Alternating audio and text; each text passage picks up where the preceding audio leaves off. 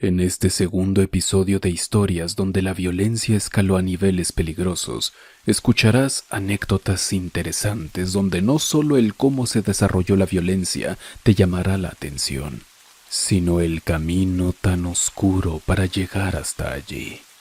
Si tú o alguien que conoces han vivido algo similar, por favor manda tu historia al correo experienciasdehorror@gmail.com. Yo soy Ger. Experimenta conmigo el terror en la oscuridad. Solos y solas. Hola, Ger. Quería pedirte anonimato porque por la naturaleza del relato prefiero no revelar mi identidad. Además, soy consciente de que es una historia muy fuerte y que toca temas sensibles como acoso, infidelidad, violencia y abuso físico y psicológico, así que eres libre de modificar lo que te parezca necesario. También recomiendo discreción. Esto me ocurrió en 2005. Yo recién terminaba la universidad, pero seguía trabajando de mozo, porque conseguir empleo de inmediato no era tan fácil.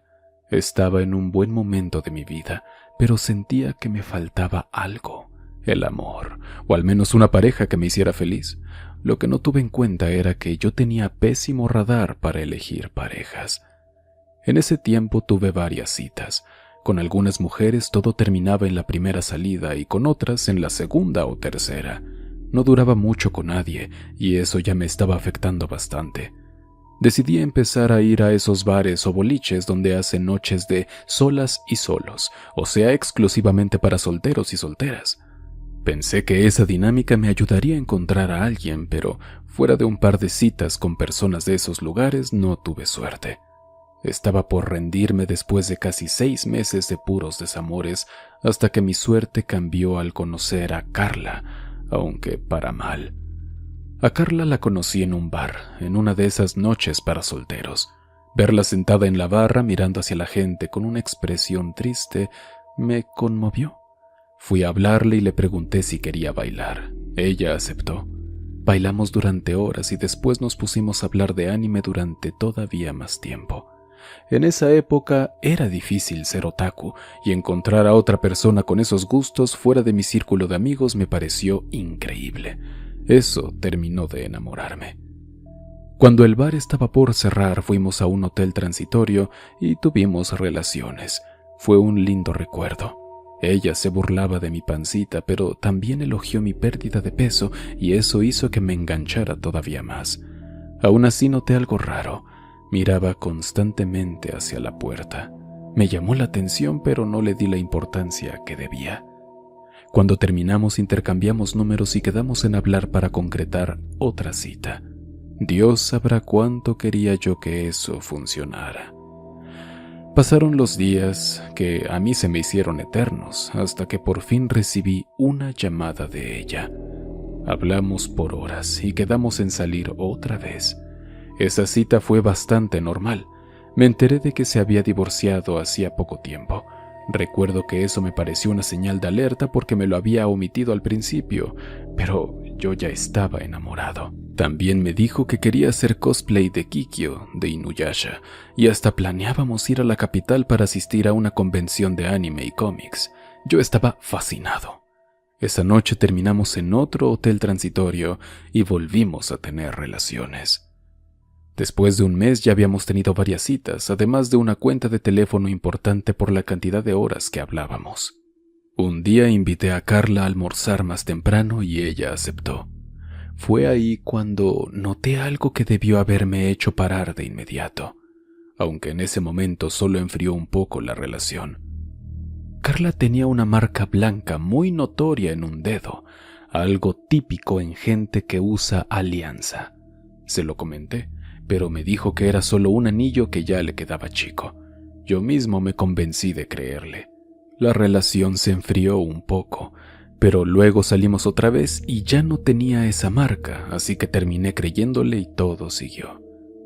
Hubo 3 semanas de silencio por parte de ella. Yo empecé a dar la relación por muerta, así que unas semanas después volví a los bares. Estaba en uno de esos eventos de solos y solas cuando vi a un hombre calvo, algo bajito y con cara de pocos amigos, que empezó a hablar con cada hombre del lugar, hasta que me tocó a mí. Me hizo preguntas.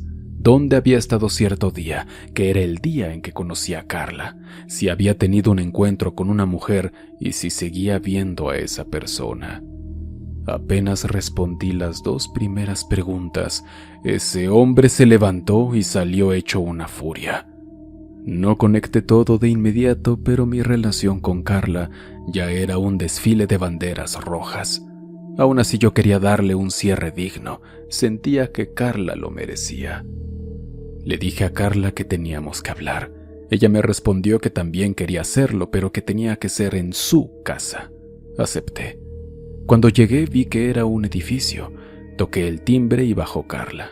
Me hizo pasar. Me llevó hasta el departamento y luego me dijo que la esperara, y eso hice. Al rato volvió vestida de Kikyo y empezó a besarme. Yo le correspondí. Carla me quitó toda la ropa hasta dejarme completamente desnudo. Estábamos a punto de hacerlo cuando se abrió la puerta. Y era el mismo hombre de la otra vez. Yo estaba confundido y muerto de vergüenza. Me cubrí como pude e intenté hablar, pero ese hombre, con una tranquilidad escalofriante, se presentó como el padre de Carla y me dijo que esa era su casa. Luego hizo un gesto y Carla, con una frialdad espantosa, me sacó completamente desnudo a la calle. Toqué la puerta durante varios minutos, armé un escándalo, pero no hubo respuesta. Un vecino me ayudó y después un policía me llevó al hospital, luego a hacer una denuncia y finalmente a mi casa. Yo estaba destruido y solo quería llorar. El caso era débil para una causa penal, pero al menos dejé constancia formal de lo ocurrido. Ese mismo fin de semana fui a un bar, solo para tomar algo. Necesitaba recuperarme un poco. Entonces un hombre me llamó. Era un tipo grande, musculoso y pelón. Sin decirme una sola palabra, se me abalanzó encima y empezó a darme puñetazos. A él lo echaron del lugar y a mí me dejaron esperando la ambulancia. Las cámaras eran tan malas que no pudieron identificarlo. Después de eso empecé a recibir mensajes de odio por Messenger y MySpace. No entendía por qué me llegaban, pero bloqueaba a todo el mundo. Me hundí en la depresión, tanto por lo que me hizo Carla como por la vergüenza. Más aún cuando fui atacado nuevamente por esa mole pelona. Esta vez me arrancó toda la ropa dejándome en boxers. Como pude me levanté y me percaté de que me estaban filmando mientras me insultaban. Ahora eran 2 personas. Me golpearon nuevamente, enfocándose demasiado en el bulto. Cuando pude salí corriendo y llorando, clavándome cosas en los pies, pero no me importó, solo quería llegar por ayuda. Me ayudó un patrullero, me llevó a hacer una ronda encontrando mi ropa en las calles, pero no a los culpables. Días después mi auto fue violentado. Nadie vio nada y nadie hizo nada. Y salen fotogramas del video de mi ataque y por ende de mí solo en calzoncillos. Afortunadamente pude tumbarlo a poco tiempo. Y días después, estando ya en el trabajo, reconocí a mi atacante en el restaurante y este estaba con Carla. Lamentablemente no pude hacer nada. El hombre me identificó y me empezó a golpear brutalmente. Carla gritaba. Por fortuna, los que trabajan en cocina y gastronomía no me dejarán mentir. La mejor seguridad de un restaurante está en el backstage. El cocinero y el lavaplatos salieron como alma que lleva el diablo, atacando al agresor. Aunque intentaron agarrarlo, fue inútil. El cobarde huyó con Carla. Gracias a esto y a las cámaras me enteré de muchas cosas. Carla era casada. El hombre musculoso era su esposo. Jamás se divorciaron ni estaban en sus planes hacerlo.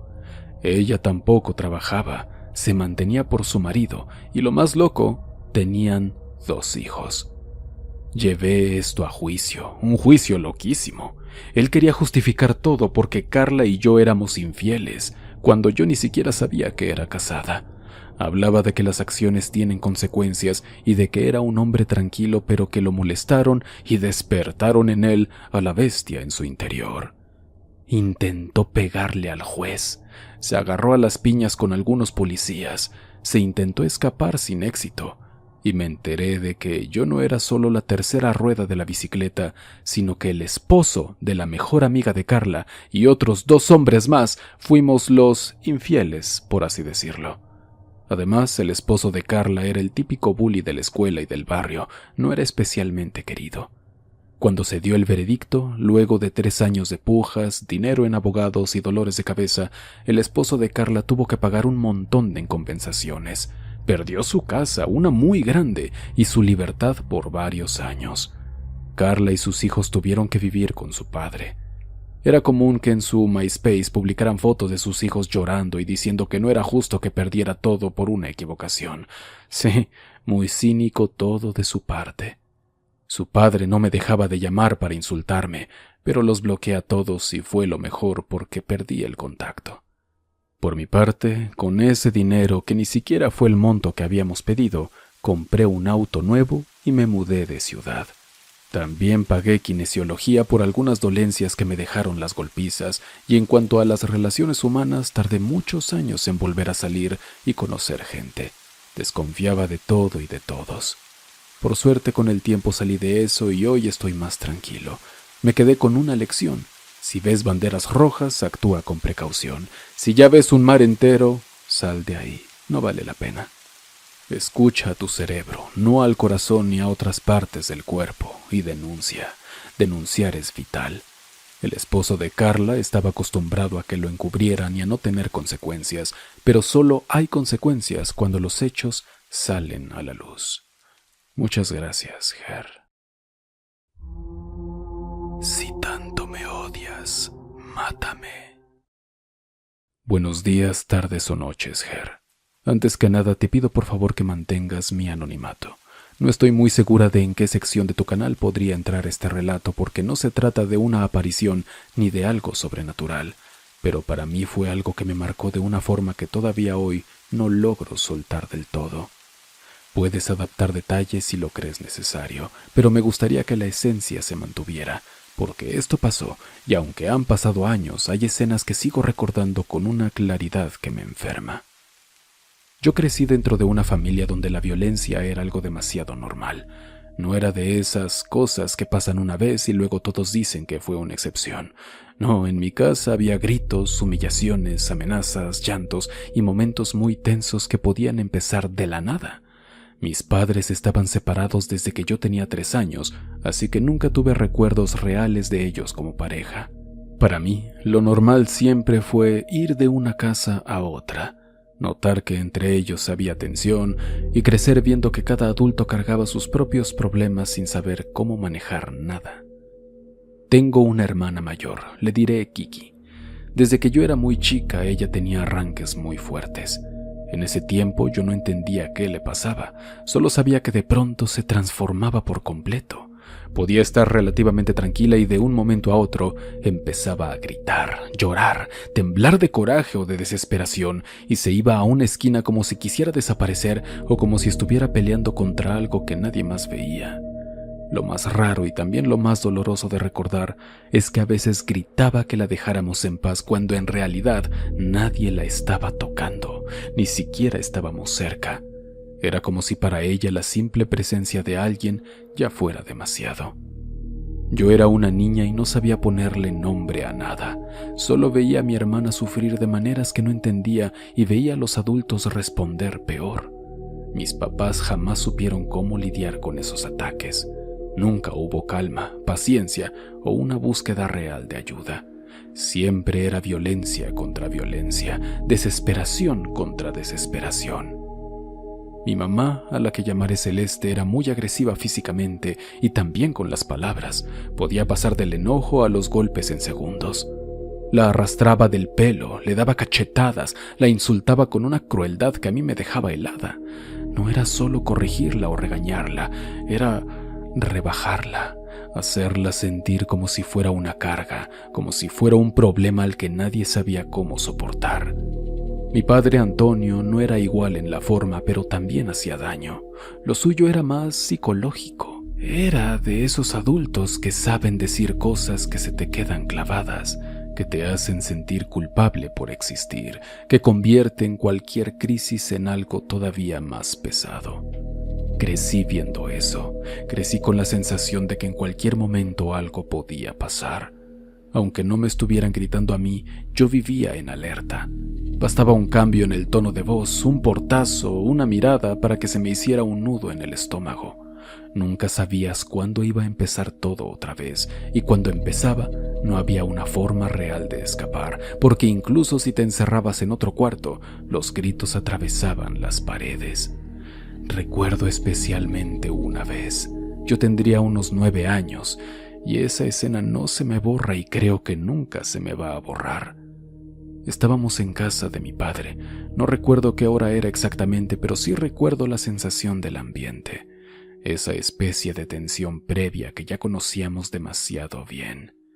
Kiki empezó con uno de sus ataques de ira. Primero fueron los gritos, luego el llanto, luego esa desesperación de arrinconarse y decir que la dejaran en paz, como si todo se le viniera encima al mismo tiempo. Yo ya había visto eso antes, así que en parte estaba asustada, pero en parte también estaba acostumbrada, y eso es algo horrible de admitir, que una niña se puede acostumbrar al caos. Mi papá al principio hizo lo que siempre hacía, intentar hablarle, decirle cosas que no servían de nada porque ella en ese estado no escuchaba a nadie. No recuerdo exactamente qué le decía, pero sí recuerdo el tono: fastidio, desesperación, agotamiento, como si él también ya estuviera al límite, como si todo el tiempo estuviera a punto de romperse. Kiki seguía gritando. Yo no sabía qué hacer, nunca sabía qué hacer en esos momentos. Solo me quedaba ahí, sintiendo que estaba de más, pero sin poder irme del todo porque era imposible ignorar una escena así. Y entonces pasó algo distinto. Mi papá dejó de hablarle. Se giró y se fue hacia la cocina. Ese movimiento por alguna razón me llamó la atención. Lo seguí con la mirada sin entender qué iba a hacer. No pensé nada en específico, pero sentía algo raro, como cuando una situación ya está mal y de pronto sientes que puede ponerse peor. Lo vi abrir un cajón. Lo vi sacar un cuchillo. Hasta hoy me cuesta escribir eso porque una parte de mí sigue viendo la escena con ojos de niña, no como un recuerdo lejano, sino como una imagen. Mi padre caminando de regreso con un cuchillo en la mano mientras mi hermana seguía llorando y gritando en medio de su crisis. No era un gesto ambiguo, no fue algo que yo malinterpretara. Él se acercó a ella y le ofreció el cuchillo. Así, tal cual, solo lo alcanzó y le dijo: «Si tanto me odias, mátame». Yo me quedé completamente helada. A esa edad, uno no tiene herramientas para procesar algo así. No sabe si eso cuenta como amenaza, chantaje, locura, manipulación o un colapso directamente. Solo sabes que algo está terriblemente mal, que un adulto, tu padre, la persona que en teoría debería contener una situación, acaba de convertirla en algo muchísimo peor. Mi hermana respondió con más gritos, más llanto, más desesperación. No tomó el cuchillo, pero la escena ya se había vuelto insoportable. Todo era ruido, tensión, dolor. Yo no entendía si alguien iba a salir lastimado, si mi papá hablaba en serio, si mi hermana iba a hacer algo, si yo tenía que correr, si tenía que intervenir, si tenía que llamar a alguien. Solo sabía que estaba asustada de una forma que me paralizaba. Y luego mi papá hizo otra cosa que tampoco entendí en ese momento. Se fue a su habitación y se tiró al piso en posición fetal. Ahora ya más grande entiendo que probablemente tuvo un ataque de pánico, un colapso o algo parecido. Pero a los 9 años yo no sabía nada de eso. Para mí solo era mi padre, un adulto, tirado en el suelo, sin responder, mientras en la casa todavía flotaba todo lo que acababa de pasar. Ese contraste fue lo que más me perturbó. Y con 9 años no sabía qué estaba pasando. Le pregunté si tenía que llamar a la ambulancia, pero él no respondía. Ese día me quedó marcado hasta el día de hoy. Ahora todo está mejor, pero ese y más momentos hicieron que desarrolle enfermedades mentales por las que sufro mucho hoy en día. Gracias por tomarte el tiempo de escucharme, Ger. Un saludo a ti y a todos los oscuros. Muchas gracias por enviar tu historia, persona anónima. Me alegro que ya las cosas estén mejor, pero lo raro sería que no tuvieras traumas a raíz de todo eso. Espero de corazón que pronto encuentres paz. Oscuros, la siguiente historia que voy a contar es especial, porque esta no me la enviaron a mí, sino que la encontré en internet. Me pareció de hecho una historia que no solamente queda perfecto con esta temática, sino que en sí misma es aterradora, brutal. De esas historias que te dejan con la boca abierta y no puedes creer que algo así suceda en este mundo. Ya lo escucharán. Lo siento. Crecí con mi madre y mi padrastro, y más adelante mis 3 hermanas menores. Durante gran parte de mi vida viví con esa contradicción constante en la cabeza. En el fondo, sabía que lo que estaba pasando estaba mal, pero al mismo tiempo pensaba que quizá era normal y que yo solo estaba exagerando. Tengo muchísimas historias, pero estas son solo algunas de las que más se me quedaron grabadas. Ellos bebían mucho y también consumían drogas. Cuando yo tenía 5 años vivíamos en una cabaña aislada en Alaska. Mi mamá acababa de perder a mi hermanito, nació sin vida. Recuerdo esconderme detrás de una silla mientras mi padrastro la golpeaba brutalmente y le gritaba que todo había sido culpa suya. Recuerdo el terror de pensar que ella podía morir, o que yo también podía morir. Recuerdo quedarme paralizada, escondida detrás de esa silla. Por esa misma época también recuerdo estar en casa de una amiga de mi mamá. Un día tuvimos que volver a la cabaña, pero él nos había dejado fuera. Mi mamá me hizo meterme por una ventana para abrir la puerta desde adentro. No todo eran malos recuerdos, o al menos no de una forma tan simple. También hubo momentos que parecían felices, aunque casi siempre estaban ligados al alcohol y a gastar dinero. Parrilladas, idas al centro comercial, días de pesca, paseos en bote, viajes a parques de diversiones. Supongo que había etapas en las que todo parecía mejorar, pero siempre terminábamos volviendo con él.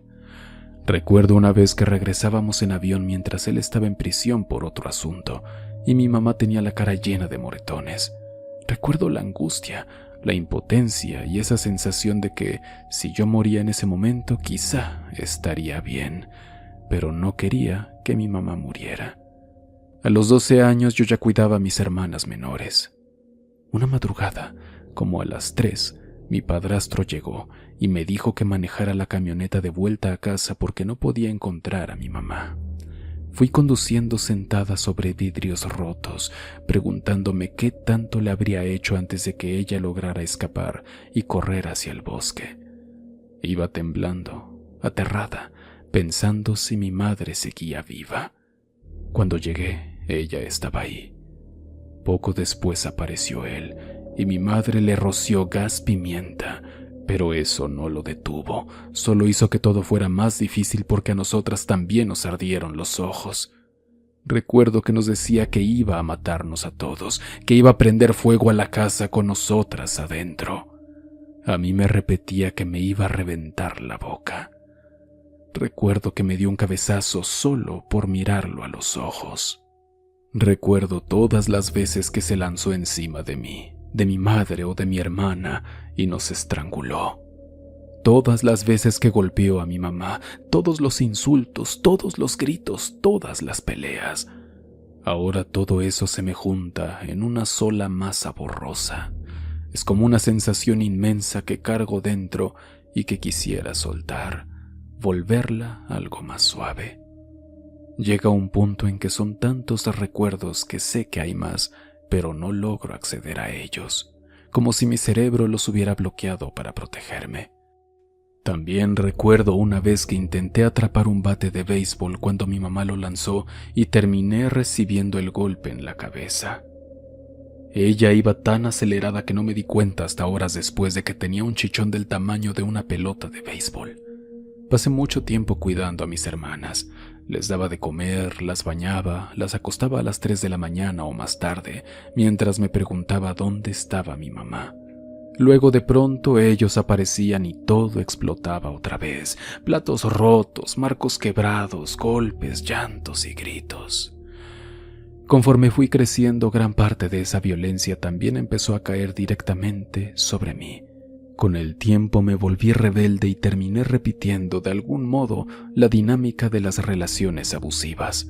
A mis hermanas y a mí muchas veces nos ponían unas contra otras, nos manipulaban para enfrentarnos entre nosotras, y aunque ellos ya se divorciaron, eso todavía sigue afectándonos hasta hoy. Mi mamá muchas veces me decía que yo debía hablar con él o que los dos necesitábamos madurar. Nunca se ha hecho realmente responsable de todo lo que nos hizo vivir. La he escuchado pedir perdón varias veces, pero la verdad es que un "lo siento" no alcanza. Recuerdo que cuando yo me autolesionaba y le dije que tenía pensamientos suicidas, ella se alteró, me llamó egoísta y me gritó en la cara que entonces lo hiciera de una vez. Después dijo que quizá ella también haría lo mismo. También recuerdo que empecé a tomar los analgésicos de mi mamá y cuando se enteró me llamó a su cuarto. La discusión fue subiendo de tono hasta que me arrinconó contra la pared y empezó a azotarme una y otra vez contra ella. Perdí la noción por un momento y fue la primera y única vez que yo le pegué. Le rompí el labio. Entonces me tiró al suelo y me escupió la sangre en la cara. Una noche me pegó afuera del remolque, en la feria, y yo les dije a unas personas que estaban cerca que llamaran a la policía. Ahí fue cuando me soltó. A la mañana siguiente me subió a la camioneta y me dijo que me iba a llevar a un hospital psiquiátrico. Ya de adulta entendí que en realidad quería encubrir lo que me había hecho. Recuerdo también que mi mamá compró un arma para protegerse de él, y aún así después lo dejó volver a vivir con nosotras, aunque él tenía antecedentes penales y ni siquiera se suponía que pudiera estar cerca de armas. Me fui de casa a los 17. Mi mamá me echó, aunque hasta el día de hoy lo niega. Después pasé de sofá en sofá, de fiestas universitarias a relaciones abusivas. Tuve que tocar fondo de muchas maneras, hacer muchas tonterías y aprender a golpes que necesitaba sanar y convertirme en alguien mejor de lo que ellos fueron. Había muchísima rabia, muchísimo dolor. He ido a terapia desde la secundaria, he contado mi verdad y mis terapeutas me han dicho algo que nunca se me olvida, que a esa edad es normal necesitar atención, pero que hay cosas así que no se pueden inventar. La policía sabía parte de lo que pasaba, pero nunca hizo gran cosa. Hubo un par de intervenciones de protección infantil, pero todo terminó tapándose y no pasó nada. Fue una vida muy dura, muy oscura, pero sigo aquí. Encontré luz dentro de mí y también en el mundo. He peleado muchísimo. Todavía sigo peleando, pero ahora estoy a salvo, me siento querida, tengo calor de hogar y agradezco profundamente seguir viva. Nada va a romperme. Tengo fe, amor y esperanza. Voy sanando mi sistema nervioso un momento a la vez. Recuerda que si tú has vivido algo como esto, puedes enviarme tu historia al correo experienciasdehorror@gmail.com. Si lo que hago te entretiene en tu día o te hace olvidar de tus problemas, te pido por favor que me ayudes con un me gusta o déjame tus 5 estrellas si me escuchas en podcast. Comparte este episodio para que más personas se unan a esta familia oscura.